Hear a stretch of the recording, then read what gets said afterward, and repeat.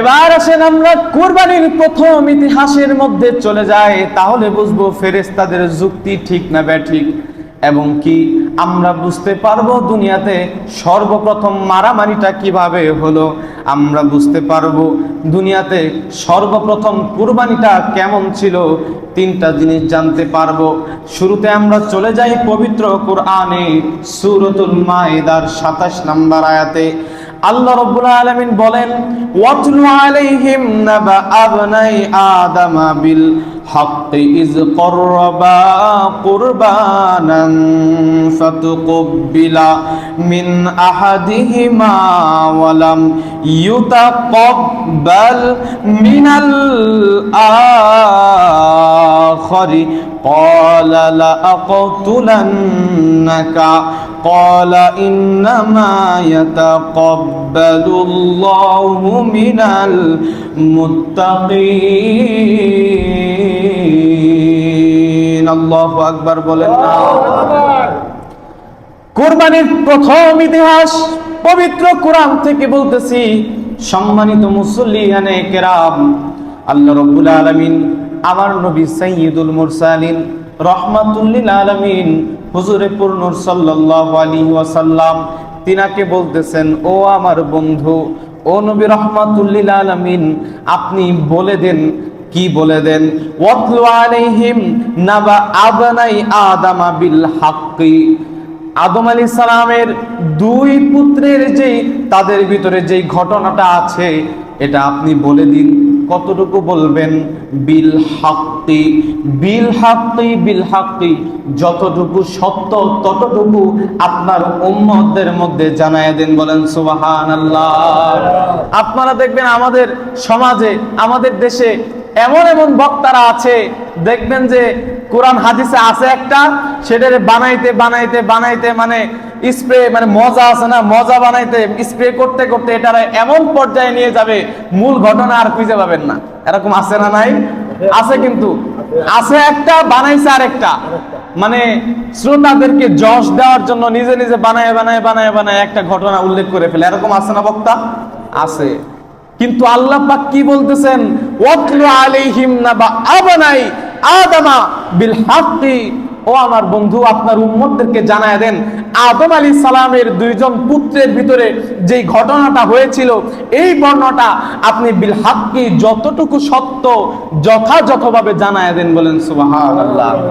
এবার আসেন আমরা আদম আলাইহিস সালামের সন্তানের ঘটনাটা আসলে কি এটা আমরা জানবো।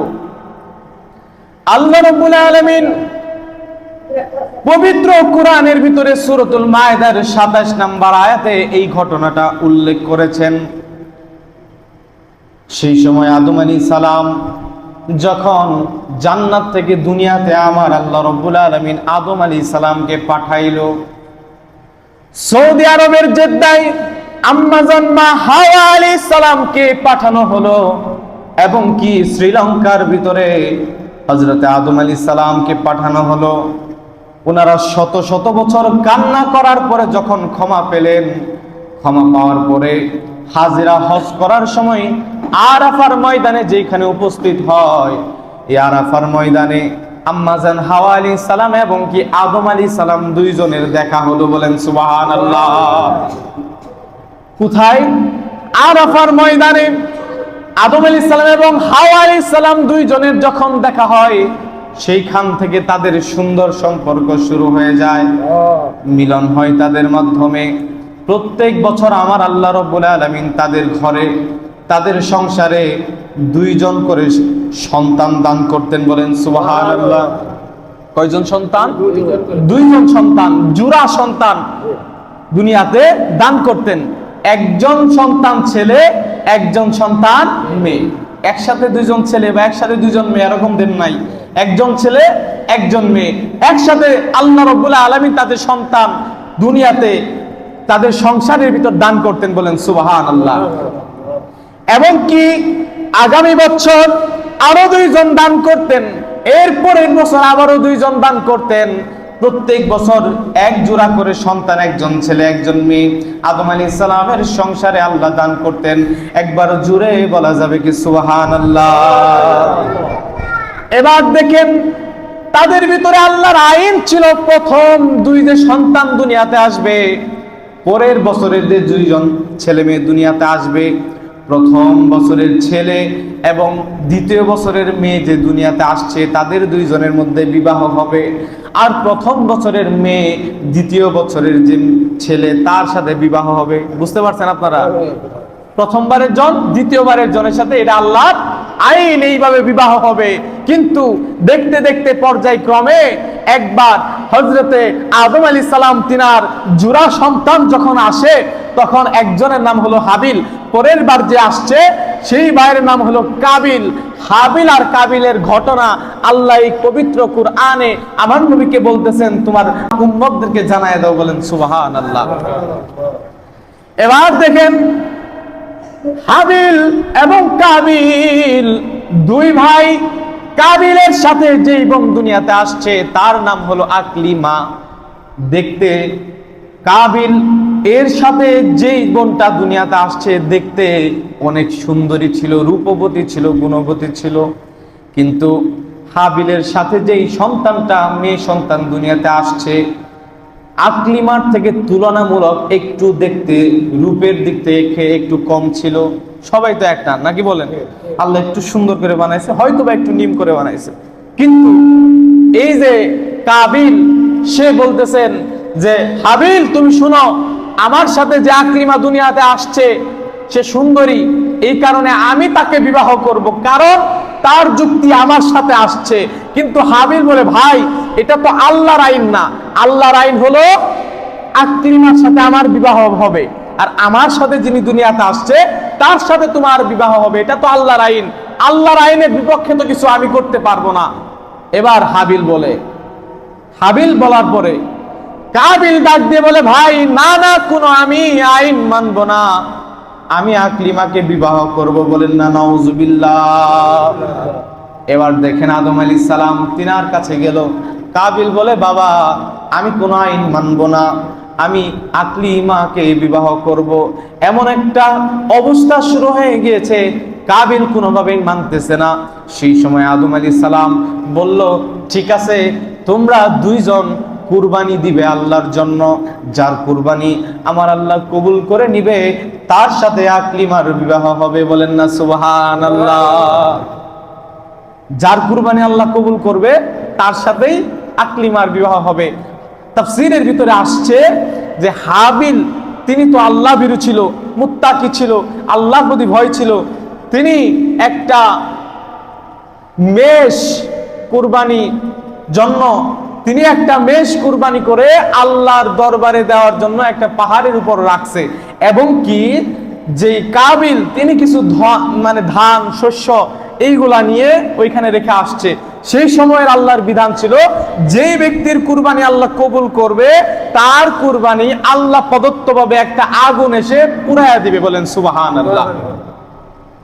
এবার দেখেন কাবিলের কুরবানি আল্লাহ কবুল করলো না, হাবিলের কুরবানি মহান আল্লাহ রব্বুল আলামিন আসমান থেকে আগুন দিয়ে জ্বালায়া দিল। মানে সেইখানে প্রমাণ হয়ে গেল হাবিলের কুরবানি আল্লাহ কবুল করেছে, কাবিলের কুরবানি আল্লাহ কবুল করে নাই। অতএব হাবিল আকলিমাকে বিবাহ করবে। কথা বলেন ঠিক কিনা? এবার দুইজন, হাবিল বলে, ভাই আমার কুরবানি তো আল্লাহ কবুল করেছে, আমি তো আকলিমাকে বিবাহ করব। কাবিল বলে, না, আল্লাহ কুরবানি কবুল করুক বা না করুক এটা আমার দেখার বিষয় না, কুরবানি কবুল করলেও আমি আকলিমাকে বিবাহ করব, না করলেও আকলিমাকে বিবাহ করব। বলেন না নাউজুবিল্লাহ। আদম আলাইহিস সালামের কাছে আসছে, এসে বলে, বাবা আমি কোনোভাবেই মানবো না, আমি তো আকলিমাকে বিবাহ করব। আদম আলাইহিস সালাম বলে, না না, এটা হতে পারে না, আল্লাহর হুকুম অনুযায়ী আমি কাবা শরীফ, আমি বাইতুল্লাহ শরীফ আমি জিয়ারতে যাব, সেইখান থেকে আসব, আসার পরে তোমাদের ফায়সালা করব। বুঝতে পারছেন? আসার পরে ফায়সালা করব, তোমরা ওয়েট করো। কিন্তু কাবিলের মনের ভিতরে একটা প্রশ্ন, আব্বাজান যদি আসে, আসার পরে তিনি তো আল্লাহর হুকুম অনুযায়ী আমাকে ফায়সালা করে দিবে, এর জন্য আমি তো আকলিমাকে বিবাহ করতে পারবো না। তাই পবিত্র কুরআনে সূরাতুল মাইদার ২৭ নম্বর আয়াতে আল্লাহ বলেন, সেই সময় কাবিল ডাক দিয়ে বলতেছেন ক্বালা লা আকাতুলান্নাকা, কাবিল বলে ভাই আমি তোমাকে হত্যা করব। বলেন না নাউজুবিল্লাহ। কি কারণে হত্যা? বিয়ের কারণে হত্যা করবে তার ভাইকে। তিনার কথা হলো বাবা আসার আগে আমি হত্যা করে দিব, তাহলে তো আমার আর পথের কোনো কাটা থাকে না, আমি তো আকলিমাকে বিবাহ করতে পারবো। কিন্তু যখন বলে ভাই আমি তোকে হত্যা করব, সেই সময় হাবিল ডাক দিয়ে বলে ভাই তুমি আমাকে হত্যা করতে পারো, আমি তোমাকে কোনো আঘাত করব না, আমি তোমার উপরে জুলুম করব না, আমি তোমাকে আঘাত করব না। কারণ কি? আমার আল্লাহ রাব্বুল আলামিনের উপরে তিনার ভয় ছিল। কথা বলেন ঠিক কিনা? এবার দেখেন কিভাবে হত্যা করবে, কিভাবে হত্যা করবে। পৃথিবীর সর্বপ্রথম সেই সময় হত্যা কাবিল হত্যা করবে। কিভাবে হত্যা করবে? সর্বপ্রথম মানুষ যে মারা যায় এটাও তারা ভালো করে জানে না, কিভাবে মারতে হয় এটাও ভালো করে জানে না, কিভাবে বাইরে মারবে এটা কিন্তু জানে না। এবার শয়তান তো মনে করেন যে সব জায়গাতে আছে, শয়তান তো কোনো জায়গাতে বাকি নাই, সব জায়গাতে আছে শয়তান। এই শয়তানে বুঝাই দিল যে তোমার ভাইকে পাথরের উপর রেখে আরেক পাথর দিয়ে মাথার উপরে আঘাত করে তোমার ভাইকে হত্যা করো। বলে নাউজুবিল্লাহ। ঠিক সেইভাবে হত্যা করলো। আপনারা বলেন আল্লাহ রাব্বুল আলামিন কুরবানি কবুল করছে একজনেরটা। এখন এইখানে হাবিলের কুরবানি যে আল্লাহ কবুল করেছে, এখানে কি হাবিলের কোনো দোষ আছে? কুরবানি যে কবুল করছে আরেকজনেরটা করে না, এখানে তাদের দুইজনের কোনো হাত আছে? কে কবুল করছে? আল্লাহ কবুল করছে। এখন এখানে তো কারো হাত নাই, কিন্তু আমাদের বুঝতে হবে কেন আল্লাহ কবুল করলো এক ভাইয়েরটা, কাবিলেরটা কেন কুরবানি আল্লাহ কবুল করে নাই। এটাই হাবিল পৃথিবী মানুষদেরকে জানায় দিচ্ছে, ও দুনিয়ার মানুষরা তোমরা শুনে রাখো, আমি তো মারা যাচ্ছি, আমাকে হত্যা করা হচ্ছে, সমস্যা নাই, কিন্তু তোমরা পৃথিবীবাসী তোমরা জেনে রাখো আল্লাহ পবিত্র কোরআনে বলেছেন ক্বালা ইন্নামা ইয়াতাকাব্বালুল্লাহু মিনাল মুত্তাকিন। বলেন সুবহানাল্লাহ। পৃথিবীবাসী তোমরা জেনে রাখো আল্লাহ একমাত্র মুত্তাকিদের জন্যই কুরবানি কবুল করে থাকে। বলেন সুবহানাল্লাহ। একমাত্র মুত্তাকিদের কুরবানি আল্লাহ কবুল করে থাকে। এর মানে বোঝা যায় হাবিলের অন্তরে আল্লাহর মহাব্বত ছিল, তাকওয়া ছিল, এর কারণে তিনি মুত্তাকি ছিল। এর কারণে একমাত্র হাবিলের কুরবানি আমার আল্লাহ কবুল করে নিয়েছে। বলেন সুবহানাল্লাহ। একবার চিন্তা করেন এইখানে আমরা কি বুঝলাম? এবার এই শয়তান যখন দেখলো দুই ভাই মারা গিয়েছে, শয়তান এসে আম্মাজান হাওয়া আলাইহিস সালামের কাছে খবর দেয় আপনার সন্তান আরেক সন্তানকে মেরে ফেলেছে, হত্যা করে ফেলেছে। মা তো হাউমাউ করে কান্না শুরু করে দিল, আহাজারি শুরু করে দিল। আদম আলাইহিস সালাম আসছে, বলে ও হাওয়া তোমার কি হয়েছে? তিনি চুপ করে থাকে, তিনার কথা আওয়াজ নাই, জবাব বন্ধ হয়ে গিয়েছে, কথা বলতে পারে না, এমন ভাবে শক হয়েছে, এই শখে তিনি কথা বলতে পারতেছে না। আদম আলাইহিস সালাম ডাক দিয়ে বলে ও হাওয়া তুমি যে আচরণটা আমার সাথে করলে, দুনিয়াতে যত মানুষ আসবে, মেয়েদের মধ্যে মহিলাদের মধ্যে যে কোনো এরকম খবর যদি আসে, তারা সাথে সাথে হাই হুতাশ করবে, কান্নাকাটি করবে, তারা সেন্সলেস হয়ে যাবে, মাথায় পানি ঢালতে হবে। তারা তোমার কাছ থেকে এটা যুগে যুগে মানুষদের মধ্যে, মেয়েদের মধ্যে কালচার ঢুকে পড়বে। আপনারা বলেন কোনো একটু ব্যাড নিউজ আসলে অথবা খারাপ নিউজ আসলে মহিলারা হাউ মাউ করে হার্ট ফিল হয় কি হয় না? এটা কিন্তু সেইখান থেকে আসছে, শুরু থেকে আসছে। এবার আসেন আমরা মূল আলোচনায়। এই ঘটনাটা বিশাল বড়, এরপরে আরো ঘটনা আছে, কিভাবে তাকে দাফন করা হয়েছিল ঘটনা আছে, কিন্তু আমাদের সময় কিন্তু স্বল্পতা। যেটা আমি বলতে চাচ্ছি, এইখান থেকে আমাদের একটা শিক্ষা, যে কি শিক্ষা আমরা নিয়েছি? একটা শিক্ষা নিয়েছি, এটা হলো একমাত্র আল্লাহ কার কুরবানি কবুল করে? মুত্তাকিদের কুরবানি। বলেন সুবহানাল্লাহ।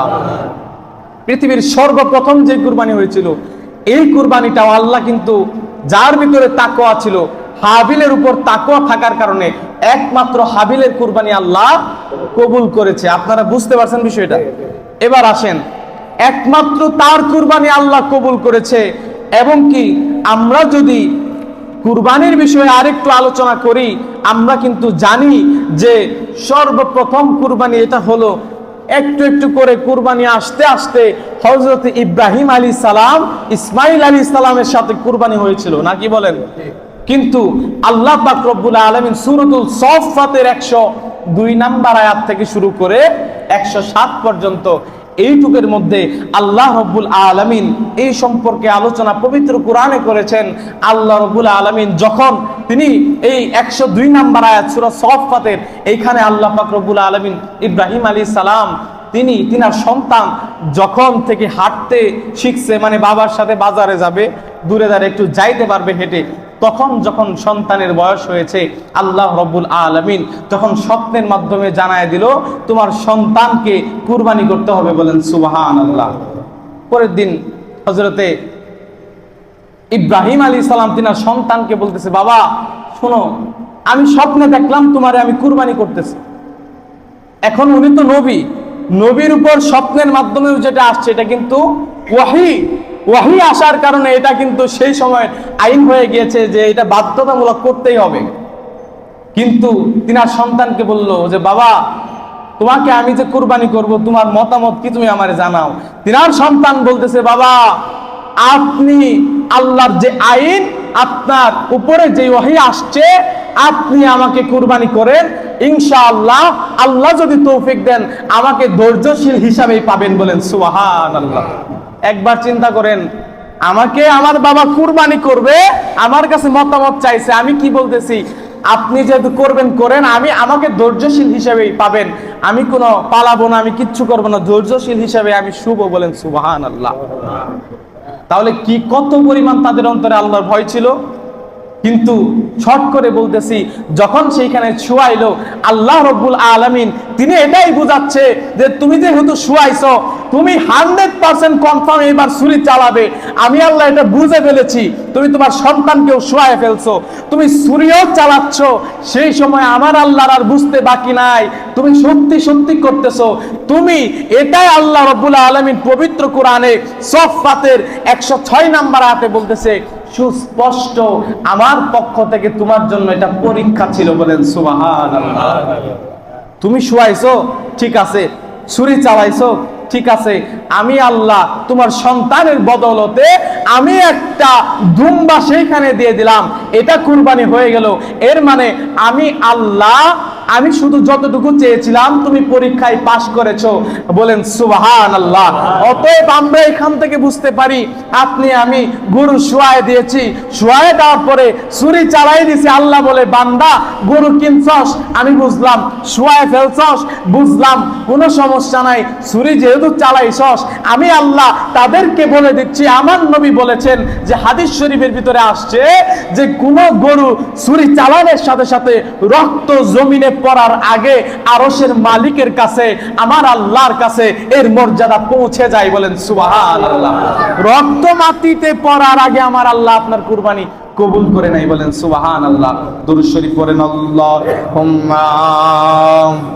লাস্ট একটা আয়াত থেকে আলোচনা করে শেষ করে দিব, যেটা সূরাতুল হজের 36 নম্বর আয়াতে আল্লাহ রব্বুল আলামিন বলতেছেন, আমি প্রথমেই যে বললাম যে আল্লাহ রব্বুল আলামিন কুরবানির মধ্যে আমাদের জন্য কি রাখছে?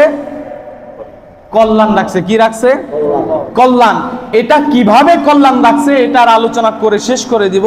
আল্লাহ পাক পবিত্র কোরআনে বলেন লাকুম ফিহা খায়রুন, আমি আল্লাহ তোমাদের জন্য কুরবানির মধ্যে কল্যাণ রেখেছি। বলেন সুবহানাল্লাহ। এবার আসেন কিভাবে কল্যাণটা রাখছে। আপনি দেখেন যে এর আগে কুরবানি যখন হতো প্রথম, তখন কিভাবে আল্লাহ কবুল করত? আগুনের মাধ্যমে জ্বালায় দিত। আপনি যেই কুরবানির জন্য বকরি রাখছেন এটা জ্বলে পুড়ে যাইতো, এইখানে কোনো আপনার জন্য অন্য কোনো কল্যাণ নাই, আল্লাহ কবুল করছে এই পর্যন্তই।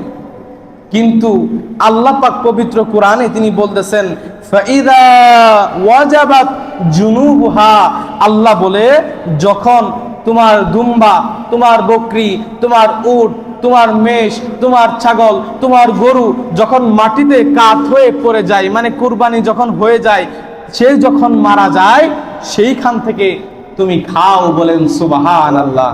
আল্লাহ বলেন ওয়া আতঈমুল কানিয়া ওয়াল মুতার, আল্লাহ পাক বলতেছেন যে তোমরা সেখান থেকে খাবে ঠিক আছে, কিন্তু যে ব্যক্তি তোমার কাছে চাইতে পারে না, অভাবী, তাকে তুমি দাও। এবং কি তার মানে কি, আত্মীয় স্বজনদের মধ্যে আত্মীয় স্বজনরা চাবে না আপনার কাছে যে আমারে গুস্ত দাও, চাবে না, তাদেরকে তোমরা দাও। বলেন সুবহানাল্লাহ। এবং কি আল্লাহ রাব্বুল আলামিন বলতেছেন যারা তোমার কাছে চায় হাত পাতে, মানে গরিব মিসকিন, তাদেরকেও তোমরা দাও। বলেন সুবহানাল্লাহ।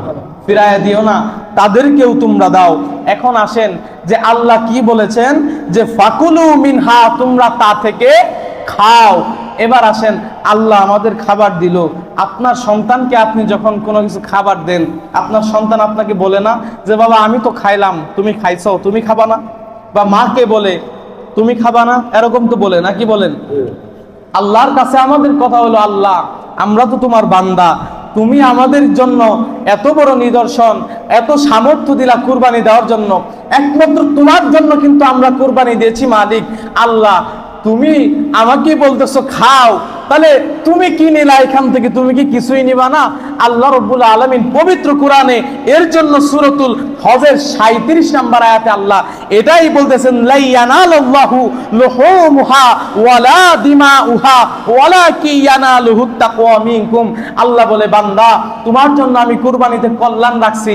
আগের যুগে সেই সময় আমি পুরায় দিতাম, সেইখান থেকে কেউ খাইতে পারতো না। আমার নবীর উম্মত হওয়ার কারণে, আমার নবী সম্মানিত নবীর উম্মত হওয়ার কারণে তোমার জন্য এত বড় নিদর্শন আমি দিলাম, সামর্থ্য দিছি, কুরবানি দিছ, তুমি এখান থেকে খাও। আমি আল্লাহ গুস্ত নিব না, আমি আল্লাহ রক্ত নিব না, আমি আল্লাহ কিচ্ছু নিব না, একমাত্র আমি আল্লাহ। তুমি দেখতেছো গরু, আমি আল্লাহ দেখতেছি তোমার দিল, তোমার অন্তর কি বলে। আমি শুধু তোমার ভালোবাসাটাই নিতে চাই, আমি আর কিচ্ছু নিতে চাই না। বলেন না সুবহানাল্লাহ। তুমি তো দেখতেছো গরু জবাই করছো, তুমি দেখতেছো গুস্ত, আমি আল্লাহ তো গুস্ত দেখি না, আমি দেখতেছি তোমার অন্তর, তোমার অন্তর কি বলে। তুমি শুয়াইছো, কুরবানি দিছো, আমার কিচ্ছু লাগবে না, আমি আল্লাহ তোমার কুরবানি রক্ত জমিনে পড়ার আগেই কবুল করেছি। বলেন সুবহানাল্লাহ। তো আল্লাহ রাব্বুল আলামিন দেখেন কি কত ভালোবাসে, আপনার জন্য কুরবানি দিছেন, আল্লাহ যদি চাইতেন পুরাই দিতে পারতো না? কিন্তু আরেকটা বিষয় আছে, আখেরি নবীর উম্মত আমরা এমন সম্মানিত উম্মত, আমাদের এমন সম্মানিত আল্লাহ করেছেন। এখন আমাদের মধ্যে যে পরিমাণ সুদখোর, যে পরিমাণ ঘুষখোর, যে পরিমাণ 2 নাম্বার টাকাওয়ালা মানুষ আছে, যে কুরবানি যদি দিত, দেওয়ার পরে যদি আল্লাহ ওই নিদর্শনটা রাখতো যে আগুনে পুরাই দিবে, আপনার সমাজেই অনেক মানুষ আছে দেখবেন যে কুরবানি দিছে, এখনো আল্লাহ জ্বালাইতেছে না। তার মানে কি, তার কুরবানি আল্লাহ কবুল করে নেয়। আপনি বলেন, তার যে এত বড় প্রেস্টিজ, 2 লাখ টাকায় গরু কিনছে, তার সমাজের ভিতর মুখ থাকবে? জোরে বলেন, থাকবে? থাকবে না। এর জন্য দেখেন আমার নবীর উম্মত হওয়ার কারণে কত মর্যাদাবান। আল্লাহ কবুল করলেও গোপনে, কবুল না করলেও গোপনে, যেন আমার নবীর উম্মতেরা কোনোভাবেই কোনো দিক থেকে বেইজ্জতি না হয়। বলেন সুবহানাল্লাহ। এই নবীরে ভালোবাসার দরকার আছে না? আল্লাহ সেই নবীরে বেশি বেশি ভালোবাসার তৌফিক দেন। বলেন আমিন। ওয়া আখির দাওয়ানা আনিল হামদুলিল্লাহি রাব্বিল আলামিন। মহান আল্লাহ পাক আমাদের সবাইকে কবুল করুক। গতকালকে যারা কুরবানি করেছেন, কেউ আজকেও করতে পারেন, আল্লাহ পাক সবার কুরবানিকে কবুল করে নেন। বলেন আমিন। ওয়া আখির দাওয়ানা আলহামদুলিল্লাহি রাব্বিল আলামিন।